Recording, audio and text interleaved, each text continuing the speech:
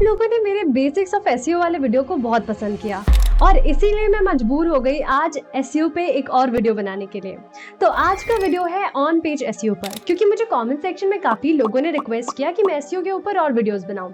तो अगर आपने वो वीडियो नहीं देखी है तो उस वीडियो को जरूर देखना, क्योंकि इससे आपके बेसिक्स क्लियर हो जाएंगे। तो coming back to the point, आज का टेबल ऑफ कंटेंट है what is on page SEO, important on page SEO elements जैसे कि keywords, URL, title tag, meta description, linking, header tag, keyword stuffing, etc. So hi there, this is Akanksha by your side and I'm your guide to grow your business with simplified and realistic approaches. Well, coming back to the point, here is what is on page SEO. अगर हम बात करें on page SEO की तो सीधा साधारण मतलब होता है कि जब हम अपने वेबसाइट कंटेंट को और HTML एलिमेंट्स में कुछ इस तरीके से ऑप्टिमाइजेशन करते हैं कि हमारा website search engine result page पे हायर रैंक करे और हमें ज्यादा से ज्यादा ट्रैफिक मिले, तो इससे ही हम ऑन पेज SEO करते हैं। ऑन पेज SEO टोटली हमारे कंट्रोल के अंदर होता है, यानी कि हम ऑन पेज SEO में खुद को हायर रैंक करवाएंगे, इसका क्रेडिट सिर्फ हमारे खुद को जाता है। तो उसके लिए हम क्या करेंगे, आज इस वीडियो में हम वो देखने वाले हैं।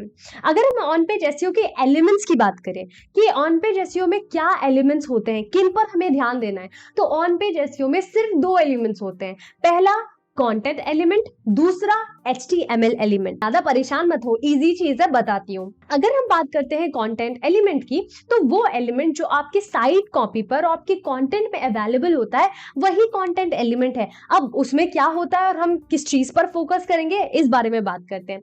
यहाँ हमें बेसिकली हाई पेज कंटेंट लिखने पर ध्यान देना है, क्योंकि आजकल एल्गोरिदम इतने ज्यादा अपडेटेड हो चुके हैं, एडवांस हो चुके हैं कि अब आप ज्यादा से ज्यादा कीवर्ड पुट करके अपने आप को हायर रैंक नहीं कर सकते। अब आपको अच्छा कंटेंट बनाना होगा और अपने ऑडियंस को वैल्यू प्रोवाइड करनी होगी, क्योंकि अगर आपके पास कंटेंट अच्छा है ना, तो आप खुद ब खुद ही सर्च इंजन रिजल्ट पेज पर रैंक कर सकते हो।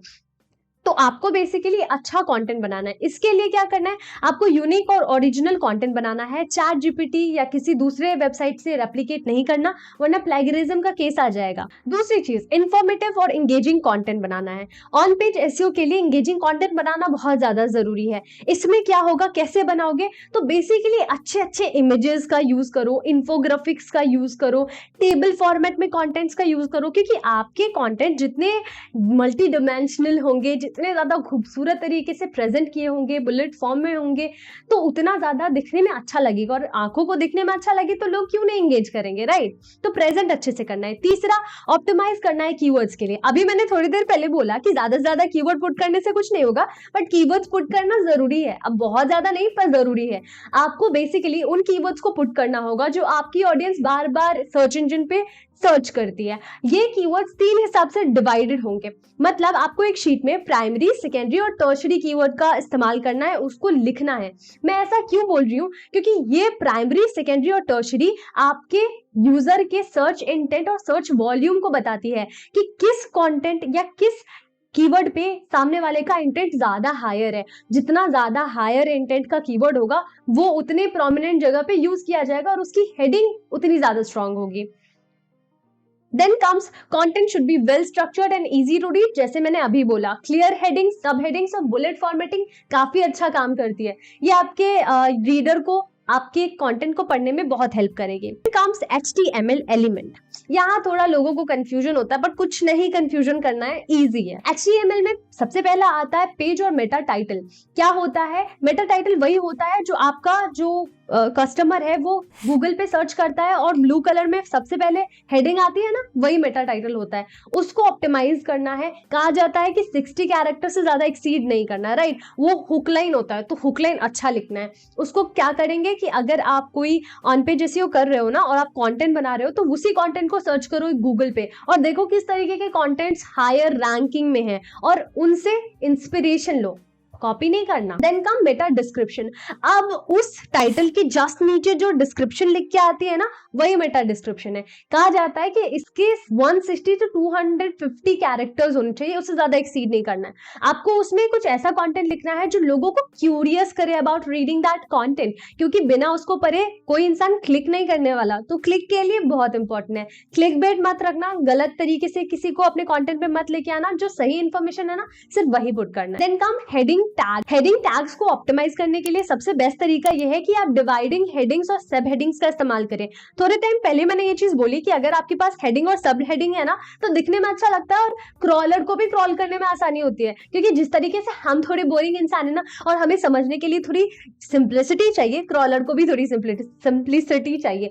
तो आपको हेडिंग और सब हेडिंग का इस्तेमाल करना है। कहा जाता है, कहा नहीं जाता, commonly there are only 6 numbers in headings like H1, H2, H3, H4, H5, H6, but कुछ आर्टिकल्स में H1 से H4 तक ही होता है, सो वो आपको अपने हिसाब से देखना है। Come image alt tag. Image alt tag basically आप इमेज को एक्सप्लेन करने के लिए जो टैग लगाओगे ना, वो है। तो इमेज को एक्सप्लेन करने के लिए सही तरीके से टैग लगाना ताकि क्रॉलर को पता चले। दूसरा, पांचवा, पेज यूआरएल। बेसिकली आपको यूआरएल को काफी शॉर्ट और प्रिसाइज रखना है अपने वेबसाइट के लिए। दूसरा, आपको ये मेक श्योर करना है कि आप उस यूआरएल में प्राइमरी कीवर्ड्स को जरूर पुट करें, क्योंकि मैंने अभी बताया ना कि वो इंटेंट को शो करता है। तीसरा, आपका जो यूआरएल है वो आपके यूजर और गूगल क्रॉलर से रिलेवेंट होना चाहिए, कुछ भी मत डाल देना। देन छठा, इंटरनल लिंकिंग। इंटरनल लिंकिंग भी ऑन पेज का बहुत इंपॉर्टेंट हिस्सा है। इंटरनल, एक्सटर्नल और contextual linking. Internal linking basically होता है, ये आपको ज्यादा से ज्यादा ट्रैफिक लाने में हेल्प करता है और आपके यूजर को आपकी वेबसाइट के ही एक कंटेंट से दूसरे रिलेवेंट कंटेंट तक पहुंचाने में हेल्प करता है। बेसिकली ये कैसे करते हैं, क्या करते हैं, ये जानना है तो कमेंट सेक्शन में लिखो। तो हे गाइस, इस वीडियो को एंड तक देखने के लिए आपका बहुत बहुत शुक्रिया। आई होप आपको ये वीडियो भी अच्छी लगी हो। थोड़ी शॉर्ट है ना, क्योंकि एक ही टॉपिक डिस्कस किया है और ये बेसिक्स है, क्योंकि अभी हम बेसिक्स ऑफ एसईओ करने वाले हैं। ज्यादा टेक्निकल चीजें बता दूंगी तो दिमाग से चला जाएगा ना, इसलिए अगर आप चाहते हो कि मैं एसईओ पे और भी ज्यादा वीडियोस लेके आऊं, तो अगेन इस वीडियो पे भी बहुत सारा प्यार दिखाओ और बताओ कि आप चाहते हो, तो मैं और भी टॉपिक्स जैसे कि of page SEO, technical SEO, local SEO ये बनाऊंगी। इसके बाद भी अगर इस सीरीज को आपने बहुत सारा प्यार दिया तो मैं बेसिक से एडवांस लेवल तक एसईओ का जो प्लेलिस्ट है वो बना के अपने चैनल पे अपलोड कर दूंगी। जैसे मैंने बोला कि मेरे चैनल पे बहुत सारे टाइप के वीडियोस आते हैं, बेसिकली डिजिटल मार्केटिंग से related video. It doesn't matter आप एक डिजिटल मार्केटर हो या एक बिजनेस ओनर हो। अगर आप एक डिजिटल मार्केटर हो तो आपको खुद की मार्केटिंग कैसे करनी है वो भी बताती हूँ, अपने क्लाइंट के लिए मार्केटिंग कैसे करनी है वो भी बताती हूँ। अगर आप एक बिजनेस ओनर हो तो आपको बेसिकली अपने लिए कैसे मार्केटिंग करनी है वो बताती हूँ, या फिर जो आपके डिजिटल मार्केटर्स है वो सही से काम कर रहे हैं या नहीं उसको ध्यान रखने के लिए भी कंटेंट बनाती हूँ। तो इसलिए हर स्फेयर में आपको मेरा चैनल सब्सक्राइब करना बहुत जरूरी हो जाता है। हालांकि चैनल को सब्सक्राइब करके नोटिफिकेशन बेल ऑन कर देना, वरना फिर मेरा नोटिफिकेशन आएगा ही नहीं तो कोई फायदा नहीं होगा ना सब्सक्राइब करने का। हालांकि अगर ये वीडियो अच्छी लगी तो शेयर जरूर करना और ऑन पेज वाली वीडियो जरूर देखना, एसईओ वाली वीडियो जरूर देखना। मैं अभी डिस्क्रिप्शन बॉक्स में लिंक दे दूंगी। ठीक है, तब तक के लिए बाय बाय।